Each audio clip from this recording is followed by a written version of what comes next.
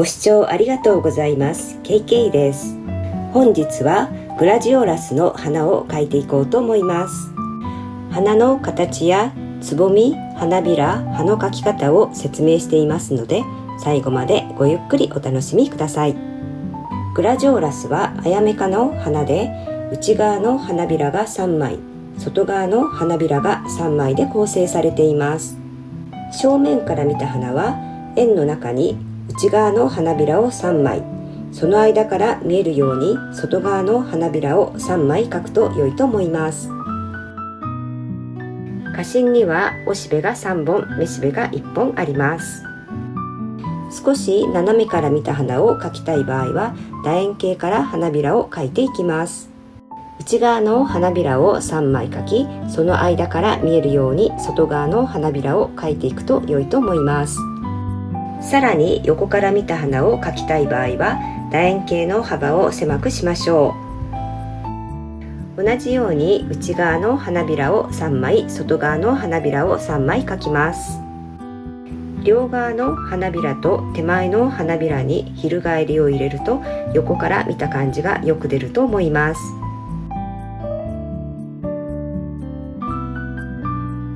つぼみは先が尖った緑色の方に包まれています。そこから花びらが顔を出すように少し描いてみました。グラジオラスの名前の由来はラテン語の剣という意味から来てるそうです。剣のように先が尖った葉が特徴です。それでは実際に描いていきましょう。花びらに使用する色はオレンジと黄色と白です。平筆の14番にオレンジと黄色を取りダブルローディングします。さらに白を加えて筆になじませていきましょう。筆を左右に揺らしながら花びらを描いていきます。花びらの形は楕円形のようなひし形のような形になります。色が薄いと感じる場合はもう一度その上から色を重ねていきましょう。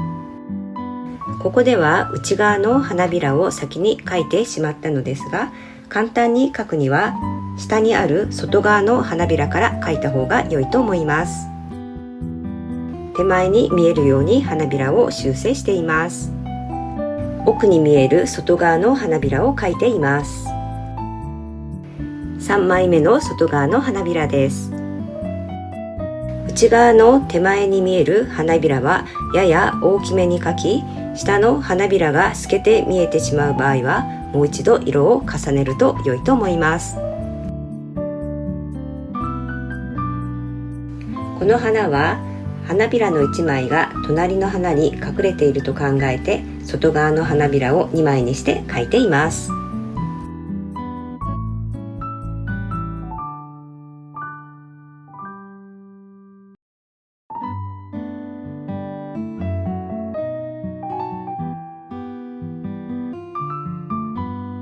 この花は横の方から見た花で奥の花びらから描いていきます。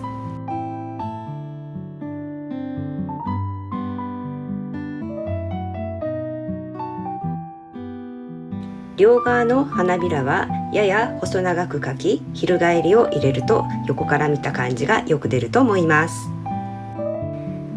筆のサイズを小さくして描いています。手前の花びらの翻りの部分を最後に描きました。葉は緑と茶色、黄色を筆に取りながら色を作っていきます。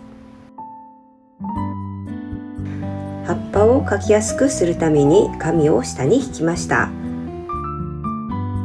葉を尖らせるように筆をストロークしています。葉の色をもう少し落ち着いた色にしたかったので色を作り直してもう一度ストロークをしました。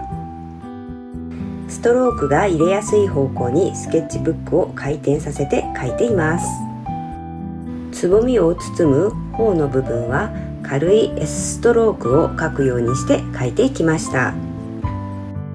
花びらにかかってしまった緑の部分は綿棒で後から消すことができます。つぼみは頬の部分から少し顔を覗かせるように花びらを描いてみました。花芯は白のサイドローディングで入れていきます。C ストロークのように筆を動かし、形は半円状になります。おしべは白と紫をミックスした色で描いていきました。おしべをそれぞれ3本描いていきます。花粉は丸筆の毛先を割って使います。毛先に少しの絵の具をつけてパレットの上で出方を確かめます。ふわふわした感じになるように描いていきましょう。